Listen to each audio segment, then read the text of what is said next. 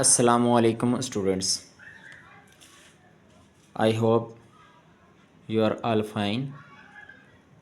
आज की हमारी क्लास है लेक्चर नंबर 1.3 मोशन। हमारे पास लेक्चर नंबर 3 है मोशन का, काइनेमेटिक्स का। लेक्चर नंबर 3 है काइनेमेटिक्स का 1.3 मोशन।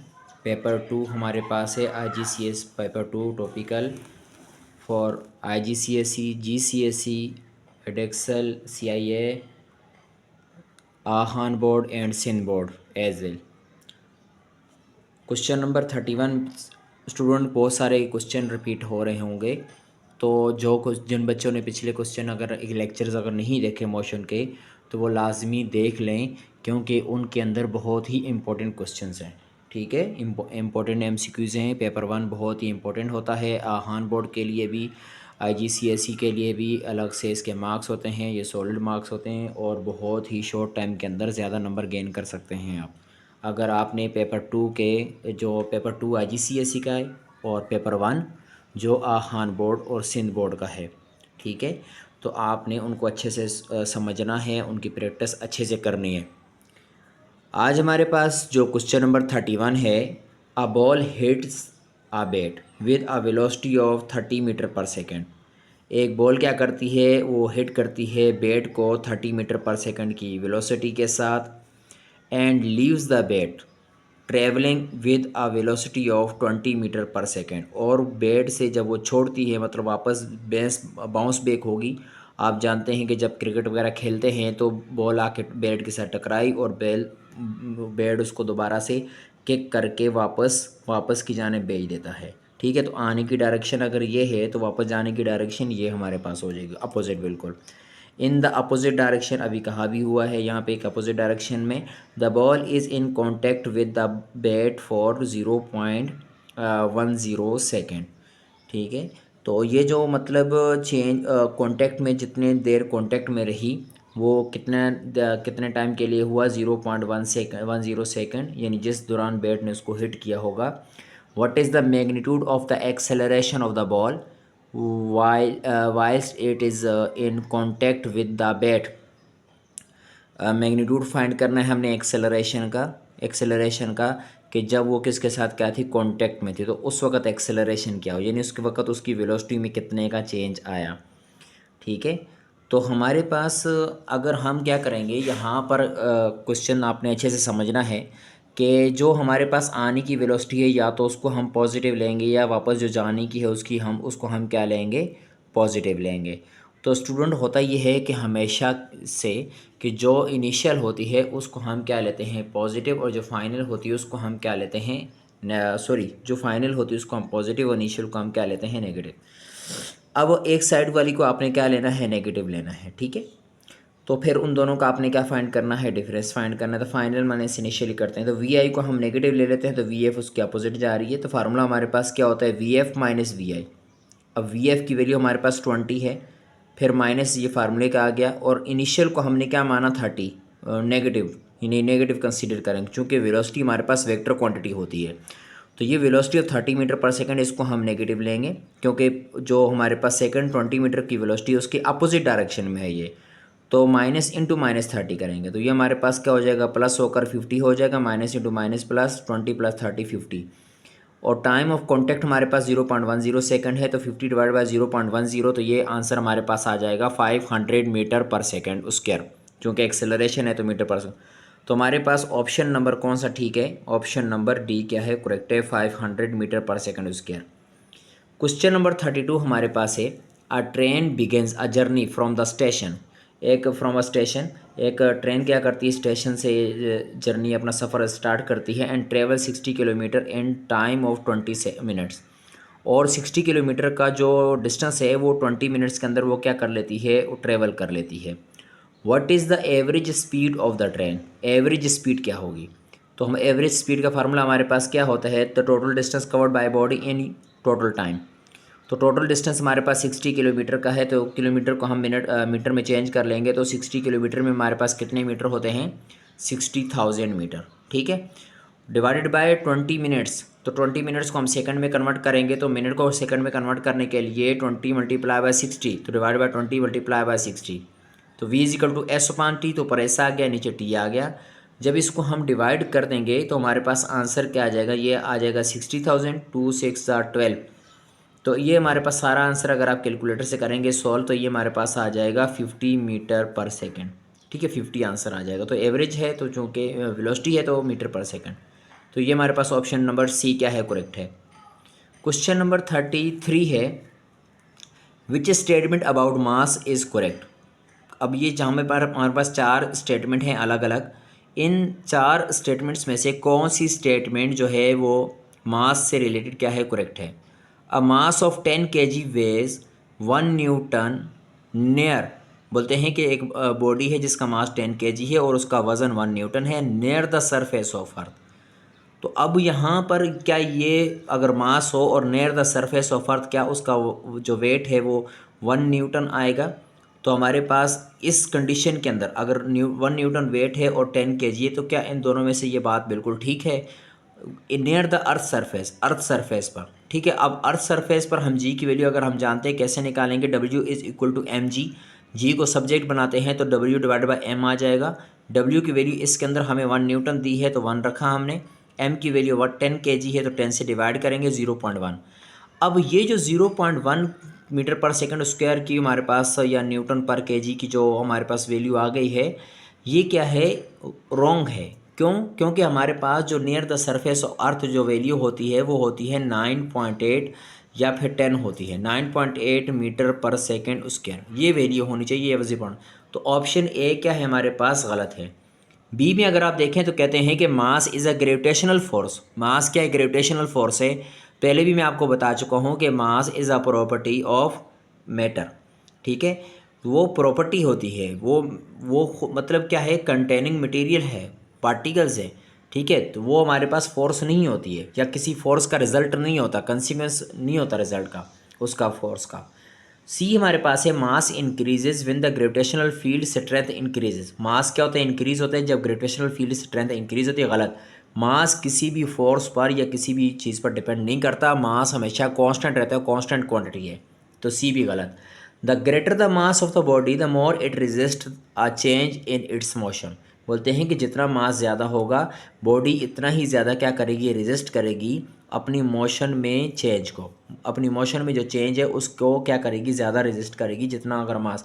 तो एक्चुअल में ये कह रहे हैं कि मास जितना ज़्यादा होगा इतना ज़्यादा बॉडी का इनर्शिया होगा। और हम जानते हैं कि mass is directly proportional to inertia के। ये बात आपको पहले भी पिछले लेक्चर्स के अंदर भी मैं बता चुका हूँ। इनर्शिया क्या होती है, प्रॉपर्टी होती है according to which weight is mass is resist a change in its motion. Question number 34, question number 34 पे आ जाएं। क्वेश्चन नंबर 34 में कहते हैं, a concrete block falls vertically from an aeroplane. एक कंक्रीट बॉल क्या करता है, फॉल करता है एन एरोप्लेन से। The concrete block falls into the sea and sink. वो समुद्र में गिरता है और डूब जाता है। Which graph shows the vertical motion of the concrete ball. अब ये 4 हमारे पास ग्राफ हैं। अच्छा स्टूडेंट, होगा क्या कि जब वो ब्लॉक एरोप्लेन से गिरेगा तो उसकी स्पीड क्या होगी, इंक्रीज़ होगी।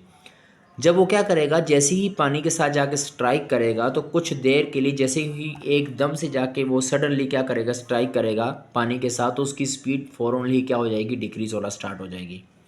ठीक है, थोड़ी देर के लिए वो रुक जाएगा, डिक्रीज़ होगी स्पीड।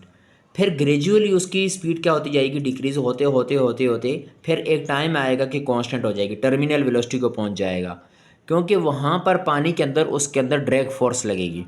आप जानते हैं कि जब कोई सॉलिड मटेरियल फ्लूइड के अंदर क्या करे, मूव करे, फ्लूइड मतलब गैस के अंदर या लिक्विड के अंदर क्या करता है, ट्रेवल करता है, तो वो जो है ड्रैग फोर्स का शिकार होता है। ठीक है, और ड्रैग फोर्स लगने की वजह से वो उस पर जो उसकी जो स्पीड होती है वो टर्मिनल वेलोसिटी को यानी कांस्टेंट स्पीड को पहुंच जाती है।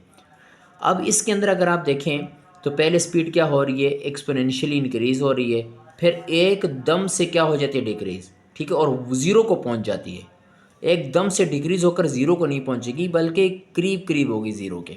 ठीक है, यहाँ पे होना चाहिए था इसको, ये क्योंकि वो बिल्कुल रुक नहीं जाता, बिल्कुल रुक नहीं जाता, टकराने जैसे ही उसके साथ स्ट्राइक करेगा उसकी स्पीड डिक्रीज़ हो जाएगी और फिर उसके बाद दोबारा वो मूव करने लग जाएगा। इनके देखें यहाँ पे बोलते हैं, यहाँ पे मिस्टेक ये भी है कि एक तो फ़ौरन ज़ीरो को आ गया, दोबारा ये है कि फ़ौरन इंक्रीज़ होना स्टार्ट हो गया और फिर कांस्टेंट को चला गया। तो ये बात क्या है, गलत है, इंक्रीज़ दोबारा नहीं होगी। बी में अगर आप देखें तो ग्रेजुअली क्या होगा, इंक्रीज़, फिर दोबारा क्या हो जाएगा, डिक्रीज़, और फिर क्या हो जाएगा, कांस्टेंट। तो ये जो यहाँ पर ये ग्राफ जो ये शो कर रहा है ना, ये यहाँ पे ये कर्व जो मतलब यूँ आ रही है, ये कर्व जो यूँ आ रही है, ये नहीं होना चाहिए था, इसको यूँ होना चाहिए था, ठीक है ना, यूँ होना चाहिए था इसको कर्व, जैसा कि सी और डी के अंदर है, ठीक है। अब सी और डी में से डी क्या है, गलत, क्योंकि ये ज़ीरो को पहुँच गया है, इस वजह से गलत है। तो सी क्या है हमारे पास, करेक्ट आंसर है। तो डी सी वाले को आप देख लें, ये हमारे पास बिल्कुल करेक्ट है। यानी यहाँ उस वक़्त था एयर के अंदर, फिर यहाँ जब पानी के साथ स्ट्राइक किया उसने इस वाले पॉइंट पर, फिर दोबारा उसकी स्पीड क्या होने लग गई, डिक्रीज़ होने लग गई, फ़ौरन स्लो नीचे की जाने, फ़ौरन से नीचे की आने जाने वाने लग जाए, और फिर क्या हो गया, कांस्टेंट हो गया, ठीक है। तो ये हमारे पास ठीक है। क्वेश्चन नंबर 35 हमारे पास है, which quantity is weight an example of. जो क्वांटिटी वेट है वो किस चीज़ का एग्जांपल है, एक्सेलरेशन का, फोर्स का, मास का, प्रेशर का। तो फोर्स का है। आप जानते हैं कि force of attraction of earth on an object या force of attraction of any planet on the mass या और an object is called weight of that object. तो एक्चुअल में ये फोर्स ऑफ अट्रैक्शन होती है वेट, ठीक है, किसी प्लेनेट का या ग्रेविटेशनल फोर्स का जो फोर्स ऑफ अट्रैक्शन ये वो है। क्वेश्चन नंबर 36 है, the speed time graph represent a journey. कुछ स्पीड टाइम ग्राफ है वो रिप्रेजेंट करता है एक जर्नी को। अब ये हमारे पास आपके सामने एक ग्राफ है, ये सारे ग्राफ को आप रीड कर लें। अब इसमें दो पोर्शन यहाँ पे मेंशन किए गए, एक्स और वाई, यानी ये सारा पोर्शन की बात हो रही है एक्स, और ये सारा हमारे पास क्या है, वाई, ये सारे, ठीक है। अब क्वेश्चन नंबर इसके अंदर जो क्वेश्चन है हमारे पास वो क्या है, how does the graph show that the distance travel in section x of the journey is greater than that the distance travel in section y. बोलते हैं कि ये बताएं कि एक्स जर्नी के अंदर, एक्स सेक्शन के अंदर जो हमारे पास डिस्टेंस है बॉडी का वो ज़्यादा है एज़ कम्पेयर टू वाई के, और ऐसा क्यों है, कैसे पता चला कि एक्स का डिस्टेंस ज़्यादा होगा और वाई का डिस्टेंस क्या होगा, कम होगा। ये स्पीड टाइम ग्राफ है। स्पीड टाइम ग्राफ में हमें मालूम है कि distance under the graph, sorry, area under the graph, area under the graph will give be distance. तो ये जो हमारे पास एरिया ग्राफ के नीचे जो है ये हम जब निकालेंगे तो ये चूँकि स्पीड टाइम ग्राफ है तो ये एरिया हमारे पास क्या देगा, हमें डिस्टेंस देगा। अब एक्स में देखें कि ये एरिया ज़्यादा है और वाई में देखें ये एरिया क्या है, कम। इसका मतलब है कि एक्स में क्या होगा, डिस्टेंस ज़्यादा होगा, और वाई में क्या होगा, ये डिस्टेंस जो बॉडी ने तय किया ये क्या होगा, कम होगा। अब ऑप्शन ए में देखिए, the area below the section x of the graph is greater than the area below section y. तो ऑप्शन ए ही क्या है, हमारा आंसर है। क्वेश्चन नंबर 37 है। क्वेश्चन नंबर 37 में कहते हैं, which statement about mass of an object is correct. कौन सी स्टेटमेंट क्या है, करेक्ट है। अब ये 4 अलग अलग डिफरेंट स्टेटमेंट हैं, ए बी सी डी। ए में कहते हैं, it change with the object is lifted further from the ground. It change मतलब ये चेंज हो जाता है, यानी मास क्या होता है, चेंज। तो गलत, मास चेंज नहीं होता, मास कांस्टेंट रहता है। अब बी के अंदर कहते हैं, it is gravitational force of on the object. ये ग्रेविटेशनल फोर्स होती है ऑब्जेक्ट पे, गलत। ग्रेविटेशनल फोर्स ऑब्जेक्ट पर जो होती है वो वेट होता है, मास नहीं होता। It is zero if the object in the orbit is in orbit of the earth. अगर अर्थ के ऑर्बिट में अगर चला जाए ऑब्जेक्ट तो ये ज़ीरो है, गलत। ज़ीरो भी, मास कभी ज़ीरो नहीं होता। डी हमारे पास है, it resist any change in motion of the object. तो डी क्या है, हमारे पास करेक्ट है। Question number 38, a car is travelling at a velocity of 2 metre per second.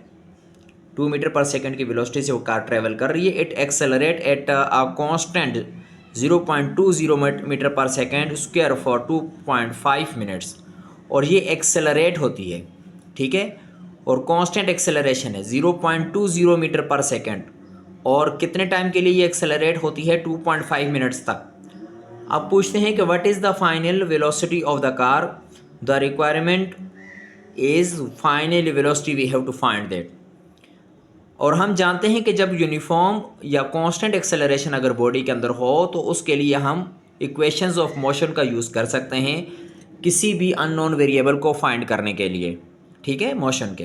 अब फाइनल वेलोसिटी हमने मालूम करनी है तो v f equal to v i plus a t का first equation of motion use करेंगे। वी आई यहाँ पर है 2, तो ये मैंने वी आई की जगह 2 लिख दिया, प्लस ए की जगह मैं लिखूँगा 0.2, ठीक है, 0.20 लिखें या 0.2 लिखे की बात है। अब जो टाइम हमारे पास है 2.5 मिनट्स है, तो मिनट को आप कन्वर्ट करेंगे सेकंड के अंदर, और मिनट्स को सेकंड में कन्वर्ट करने का मेथड क्या है, 2.5 मल्टीप्लाई बाय 60, क्योंकि एक मिनट के अंदर 60 सेकंड होते हैं, तो 2.5 मल्टीप्लाई बाय 60 कर दिया टाइम की जगह, 2.5 मल्टीप्लाई बाय 60।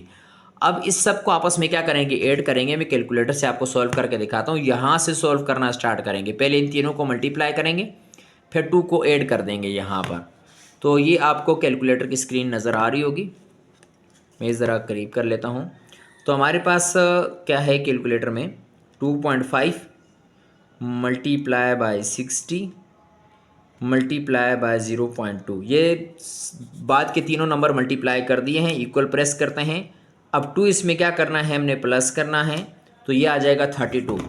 तो ये हमारे पास आंसर ऑप्शन क्या है, डी है।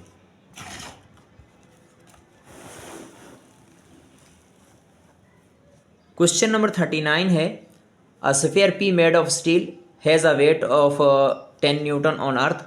एक स्फीयर पी है जिसको पी का नाम रख दिया और स्टील का मटेरियल इस्तेमाल किया गया, और उसका जो वेट है वो 10 न्यूटन है अर्थ की सरफेस पे। अब सेकंड हमारे पास लाइन में है कि another sphere Q also made of steel has weight of 10 Newton on Mars. एक हमारे पास मार्स है और एक हमारे पास अर्थ है, और दोनों स्फीयर का मास, एक का मास जो है वो मार्स पर, मार्स पर, और पहले फर्स्ट वाले का वेट जो है वो अर्थ पर। दोनों का वेट क्या है, सेम आ रहा है। वेट आपको मालूम है कि ग्रेविटेशनल फील्ड स्ट्रेंथ पे डिपेंड करता है, ठीक है। The gravitational field strength on Mars earth is greater then gravitational field strength on Mars. Mars पर जो ग्रेविटेशनल फील्ड स्ट्रेंथ है ना, उससे अर्थ वाली ग्रेविटेशनल फील्ड स्ट्रेंथ क्या है, ज़्यादा है, ठीक है। विच स्टेटमेंट इज करेक्ट, कौन सी स्टेटमेंट क्या होगी, करेक्ट होगी। तो स्टूडेंट जहाँ पे ग्रेविटेशनल फील्ड स्ट्रेंथ ज़्यादा, चूँकि दोनों का हमारे पास वेट क्या है, सेम आ रहा है, लिहाजा जहाँ पे ग्रेविटेशनल फील्ड स्ट्रेंथ ज़्यादा है वहाँ पे मास कम होना चाहिए। अब कैसे कम होना चाहिए, तो हमारे पास फार्मूला क्या होता है, W is equal to M G. यहाँ से एम क्या आ रहा है, सॉरी वेट क्या आ रहा है, हमारे पास कांस्टेंट आ रहा है, वेट कांस्टेंट है। तो इस जी को मैं यहाँ ले जाता हूँ, या एम को मैं यहाँ ले जाता हूँ, तो जी की वैल्यू क्या बन जाएगी, W डिवाइडेड बाय एम। तो जी और एम का रिलेशन हमारे पास ये बन जाएगा, ये हमारे पास जी और एम का रिलेशन, ठीक है स्टूडेंट। तो जहाँ पे ग्रेविटेशनल फील्ड स्ट्रेंथ ज़्यादा, वहाँ पे मास कम होना चाहिए। तो कहाँ पे मास कम होना चाहिए, अर्थ पर कम होना चाहिए। तो ऑप्शन बी में देखें, the mass of the sphere P is less than that of the mass of the sphere Q. Q पर क्या होना चाहिए, पी पर क्या है, मास कम है, पी का मास कम है क्यू के मुकाबले में, और पी कहाँ पे था, अर्थ की सरफेस पे था। क्वेश्चन नंबर 40 है हमारे पास, और क्वेश्चन नंबर 40 में कहते हैं कि the diagram shows a velocity time graph for an object which is in accelerating. अब ये जो हमारे पास वेलोसिटी टाइम ग्राफ है, और ये हमारे पास स्ट्रेट लाइन शो हो रही है ग्राफ की, ठीक है। अब पूछ रहे हैं what is the acceleration of the object, object का एक्सेलरेशन क्या होगा। तो ऑब्जेक्ट का एक्सेलरेशन निकालेंगे तो इस ग्राफ को अगर रीड आउट कर लें, कोई सी दो पॉइंट लेते, मैं एक पॉइंट ये ले लेता हूँ और एक पॉइंट ये ले लेता हूँ, इसको रीड आउट करना आसान है। यहाँ इनिशियल वेलोसिटी हमारे पास कितनी है, 20। फाइनल वेलोसिटी अगर आप देखें तो कितनी आ रही है, 120 आ रही है, 120 आ गई। अच्छा, टाइम कितना लगा, टोटल टाइम कितना लगा है, 40, तो यही हमारे पास टाइम है। तो एक्सेलरेशन का फार्मूला हमारे पास क्या होता है, VF minus VI divided by T, 120 minus 20 divided by 40, तो 100 डिवाइडेड बाई 40, तो आंसर क्या आ जाएगा, 2.5। तो आंसर हमारे पास है बी करेक्ट है, ठीक है, 2.5 metre per second square. Question number 41 है, object P moves at constant speed of 5 metre per second repeatedly backward and forward, यानी सामने जा रहा है और फिर वापस आ रहा है, कांस्टेंट स्पीड के साथ मूव कर रहा है, लेकिन डायरेक्शन बार बार चेंज कर रहा है, ठीक है। इन अ स्ट्रेट लाइन के अंदर, पहले इधर गया फिर वापस फिर स्ट्रेट, ये यानी कभी इधर जा रहा है कभी इधर यूँ आ रहा है। तो मैंने अलग अलग बनाया ताकि आपको पता चले, वाइब्रेट कर रहा है जैसे। अच्छा, ऑब्जेक्ट क्यू है, moves at constant speed of 5 metre per second vertically downward, vertically downward यानी सेम डायरेक्शन है लेकिन स्पीड और कांस्टेंट है, स्पीड और कितनी है 5 मीटर पर सेकंड है। Object are moves at constant speed of 5 metre per second in a circle, ये सर्कल की बात कर रहा है, ठीक है। Which object are moving with uniform velocity, कौन सा ऑब्जेक्ट यूनिफॉर्म वेलोसिटी से मूव कर रहा है। तो स्टूडेंट पी वाले, जो पी वाला हमारे पास केस के, इसके अंदर यूनिफॉर्म वेलोसिटी इसलिए नहीं हो सकती क्योंकि वो वाइब्रेट कर रहा है और बार बार अपनी डायरेक्शन चेंज कर रहा है। क्यों हमारे पास एक कांस्टेंट वेलोसिटी हो सकती है, क्योंकि स्पीड कांस्टेंट है और डायरेक्शन भी वर्टिकली डाउनवर्ड है, डायरेक्शन भी सेम है। अगर ऑब्जेक्ट आर की बात करें, स्पीड तो कांस्टेंट है लेकिन सर्कल के अंदर हमारे पास यूनिफॉर्म वेलोसिटी नहीं होती, क्योंकि सर्कल के अंदर केस ये होता है कि बार बार डायरेक्शन क्या होती है, चेंज होती है। सर्कल का केस के अंदर हमारे पास अगर वेलोसिटी निकालेंगे यहाँ पर यूँ आएगी, ये हमारे पास डाउनवर्ड आ जाएगी। अगर ये यूँ क्या कर रहा है, मूव कर रहा है सर्कल पर, ये डायरेक्शन है मोशन की। यहाँ अगर निकालेंगे तो वेलोसिटी की डायरेक्शन ये होगी, यहाँ निकालेंगे तो टेंजेंट बनाएंगे तो ये हमारे पास डायरेक्शन। तो बार बार डायरेक्शन क्या हो रही है, चेंज हो रही है। तो सिर्फ और सिर्फ जो क्यू हमारे पास है ये यूनिफॉर्म वेलोसिटी से मूव कर रहा है। क्वेश्चन नंबर 42, क्वेश्चन नंबर 42 हमारे पास है, 4 objects are moving along a straight line, 4 object हैं वो मूव कर रहे हैं स्ट्रेट लाइन से। The distance of an object from the fix point on the line is plotted against time for each object, which graph is decelerating. Deceleration निकालना है, कौन सा ऑब्जेक्ट क्या हो रहा है, डी एक्सेलरेट हो रहा है। यहाँ डिस्टेंस टाइम ग्राफ देखें, यहाँ डिस्टेंस टाइम ग्राफ देखें, कांस्टेंट आ रहा है, ये जो हमें देगा ये क्या देगा, यूनिफॉर्म वेलोसिटी देगा क्योंकि स्ट्रेट जा रहा है, ठीक है। ये भी हमें यूनिफॉर्म वेलोसिटी दे रहा है क्योंकि ऊपर से नीचे, आपको पता है कि डिस्टेंस टाइम ग्राफ में अगर स्ट्रेट लाइन हो तो यूनिफॉर्म होता है, ठीक है। स्पीड वेलोसिटी क्या होती है, यूनिफॉर्म होती है। इसका मतलब है कि ये दोनों पॉसिबल नहीं है। अब इन दोनों को देखते हैं। यहाँ जो हमारे पास केस है कि जो हमारे पास वेलोसिटी आएगी, इस पॉइंट पे निकालें और इस पॉइंट पे फिर उस पॉइंट पे, तो वेलोसिटी इंक्रीज़ हो रही है, ठीक है।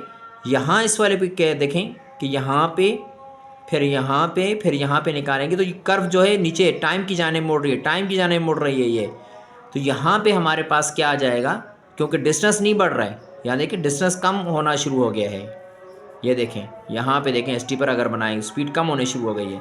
तो ये हमारे पास डी एक्सेलरेटिंग का केस है, सी वाला, ये वाला ये याद रखें। टाइम की जानिब अगर बेंड हो जाए, डिस्टेंस टाइम ग्राफ में अगर टाइम की जानिब बेंड हो जाए तो डी एक्सेलरेशन का केस होता है हमारे पास।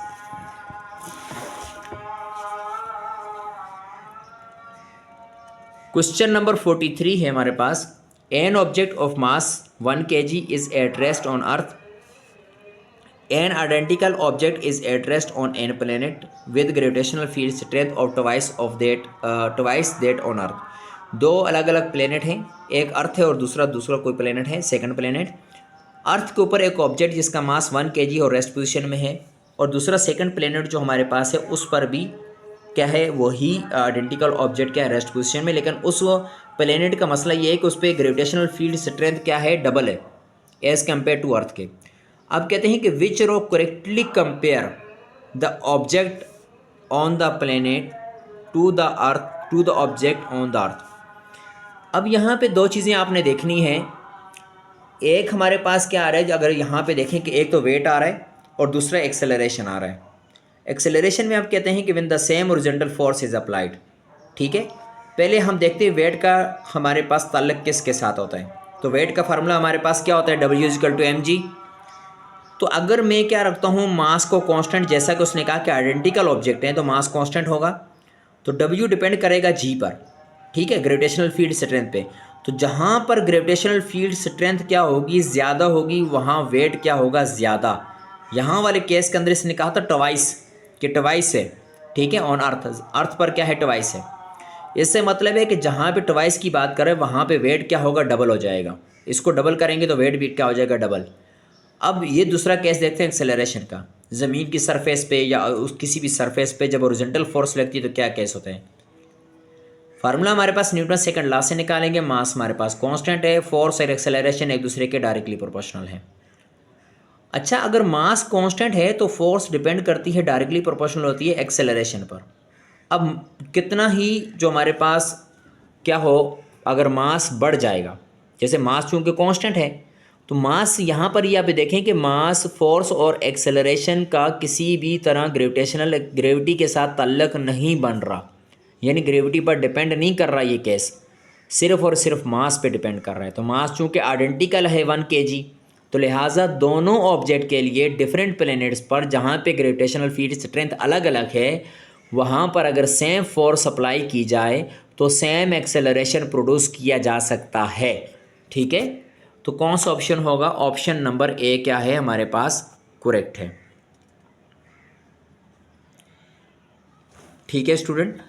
अच्छा, अब आते हैं क्वेश्चन नंबर 44 पर। The velocity of an object increases from 30 metre per second to 50 metre per second in 5 second. ये इंक्रीज इन वेलोसिटी हमारे पास आ गया है, जो 30 से 50 आया है 5 सेकेंड के अंदर। तो यहाँ पे हमें बोलना है what is the average acceleration of the object. Acceleration क्या होगा? Average acceleration. तो हम एक्सेलरेशन निकालते हैं, तो a is equal to v f minus v i और डिवाइडेड बाई क्या हो जाएगा t। तो वी एफ हमारे पास कितना है? a, बाद वाला जो है फाइनल हम लेंगे V F 50 minus 30 divided by 5। तो 50 से 30 को माइनस करेंगे तो ये आ जाएगा हमारे पास 20 डिवाइडेड बाई 5। तो ये हमारे पास आंसर होगा 4 मीटर पर सेकंड स्क्वायर। तो ऑप्शन सी क्या है हमारे पास करेक्ट है। क्वेश्चन नंबर 45 है। Question number 45, N object is moving with uniform acceleration. एक ऑब्जेक्ट क्या है? यूनिफॉर्म एक्सेलरेशन के साथ क्या कर रहा है? मूव कर रहा है। Which statement describes it's motion. कौन सी स्टेटमेंट क्या करती है? उसकी मोशन को डिस्क्राइब कर रही है। ठीक है, और जो मूव कर रहा है यूनिफॉर्म डी एक्सेलरेशन के साथ मूव कर रहा है। ठीक है, अब यहाँ पर अगर आप ए देखें, ए में क्या है? It's rate of change of speed is decreasing. Rate of change of जो स्पीड है वो डिक्रीज़ हो रही है। यूनिफॉर्म डी एक्सेलरेशन की बात हो रही है, तो यहाँ पे change of speed is decreasing. ठीक है, तो चेंज आप जानते हैं कि rate of change of velocity is decreasing होना चाहिए था, स्पीड नहीं। बी ये पहला वाला गलत है। बी क्या है? The its speed is constant. उसकी स्पीड कांस्टेंट अगर हो तो यहाँ पे यूनिफॉर्म डी एक्सेलरेशन नहीं होगा। ठीक है, एक्सेलरेशन पैदा ही तब होता है कि जब वेलोसिटी या स्पीड चेंज होती है। इट्स स्पीड इज़ डिक्रीजिंग, उसकी स्पीड डिक्रीज़ हो रही है। तो ये हमारे पास ऑप्शन सी क्या है करेक्ट है। स्पीड क्या हो रही है? डिक्रीज़ हो रही है। स्पीड डिक्रीज़ होने का मतलब है कि वेलोसिटी का जो मैग्नीट्यूड है वो क्या हो रहा है? डिक्रीज़ हो रहा है। सही है, तो रेट ऑफ चेंज आप बोलेंगे sir rate of change of speed भी फिर लेना चाहिए था आपको। नहीं, rate of change of speed इसलिए नहीं लेते बेटा कि उसमें डायरेक्शन चूँकि नहीं है।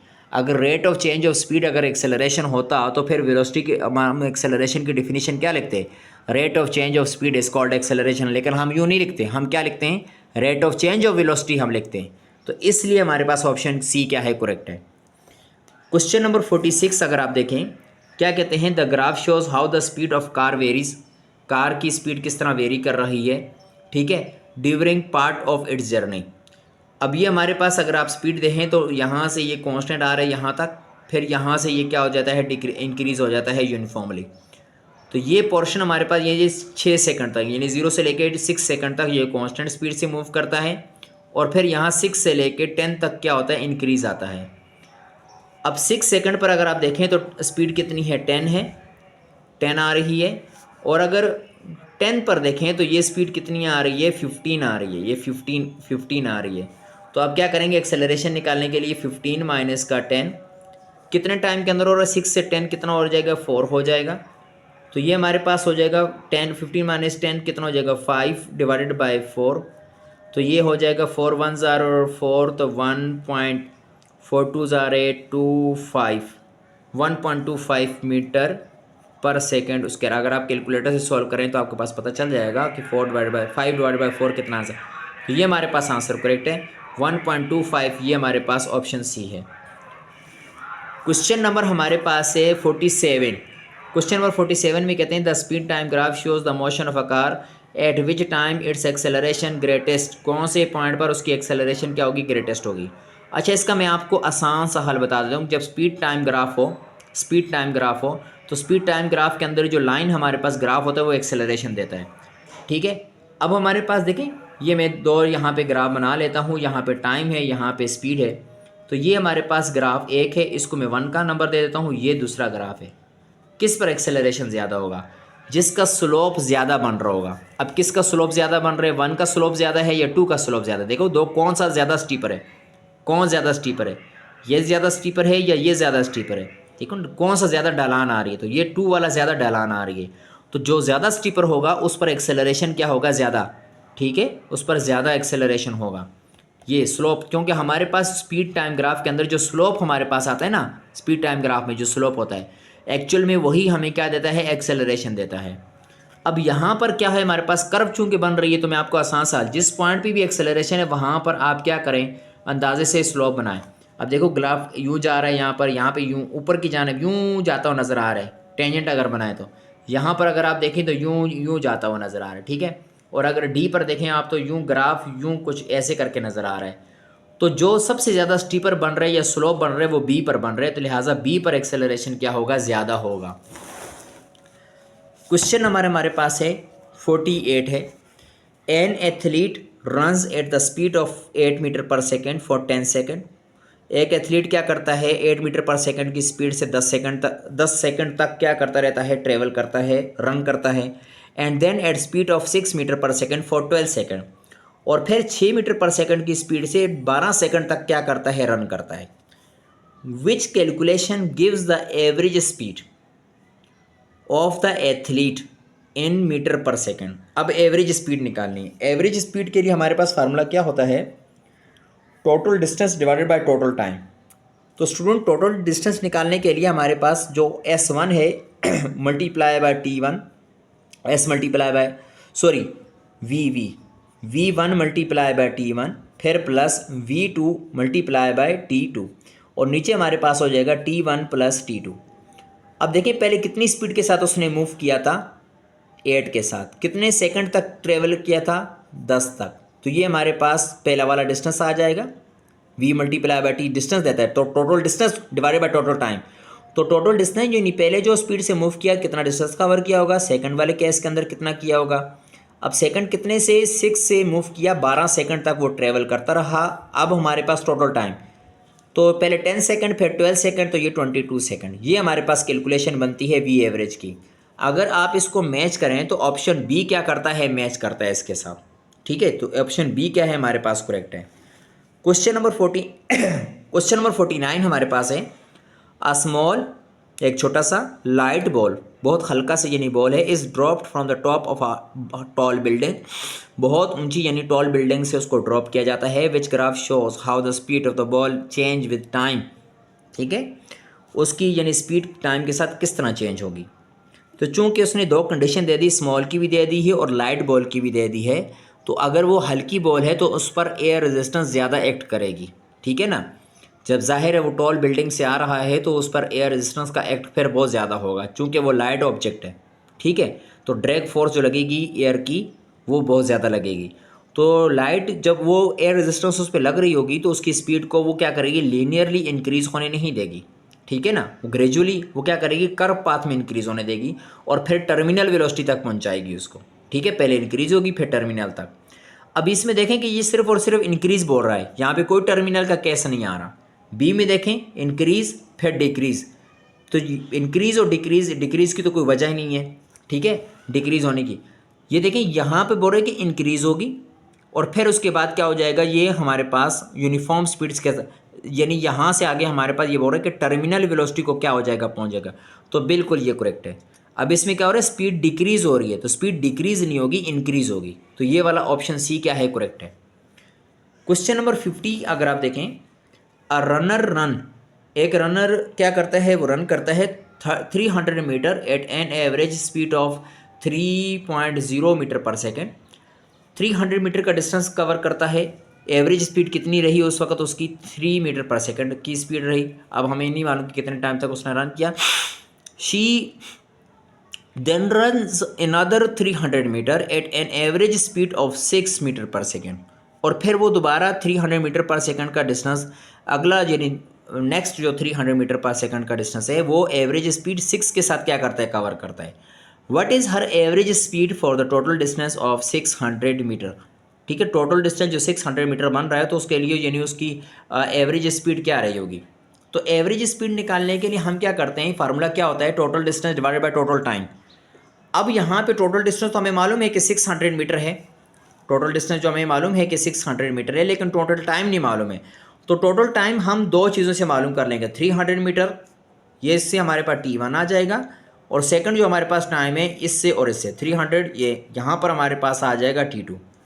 तो मैंने क्या किया है कि T1 निकालने के लिए पहला जो डिस्टेंस है और पहली जो वेलोसिटी है उन दोनों को आपस में डिवाइड कर दिया, 300 डिवाइडेड बाय 3, ठीक है। यहाँ पे 3 से मूव किया था, ठीक है, ये 3 से देखे 3 से मूव किया था, लिहाजा 300 और ये 300 डिवाइडेड बाय 3, तो ये हमारे पास 100 सेकंड आ गया। सेकंड इसी तरीके से सॉल्व किया जाए तो डिस्टेंस 300 था, स्पीड 6 थी, तो हमारे पास आंसर आ गया 50 सेकंड। ये हमारे पास टोटल टाइम अगर हम इन दोनों को ऐड करेंगे 150 हो जाएगा। अब एवरेज स्पीड का फार्मूला हमारे पास क्या होगा, total distance divide by total time. तो टोटल डिस्टेंस हमारे पास 600 है, डिवाइड बाय टोटल टाइम हमारे पास क्या हो जाएगा 150।